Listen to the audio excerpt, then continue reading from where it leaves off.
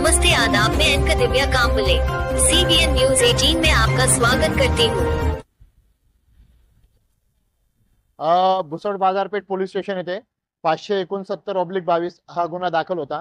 मागील 2 वर्षापासून रशीद शेख अनीस हा आरोपी फरार होता आणि तो जळगाव येथे असे आमच्या येथील कर्मचारी तेजस मराठे व इदाते यांना माहिती भेटली। ती माहितीच्या आधारे त्याला चेक केले असता तो मिळून आल्यानंतर त्याला सदर गुन्ह्यामध्ये अटक केलेली आहे व पुढील तपास PSI बेंडकुळे हे बघत आहेत।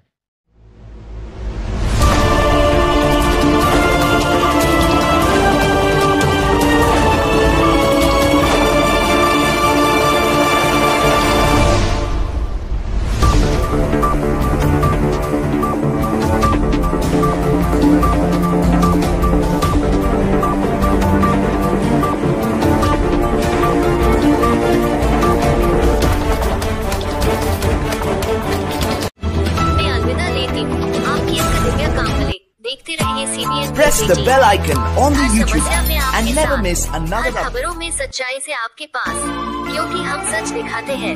हमारे CBN न्यूज 18 चैनल को सब्सक्राइब करें। जय हिंद।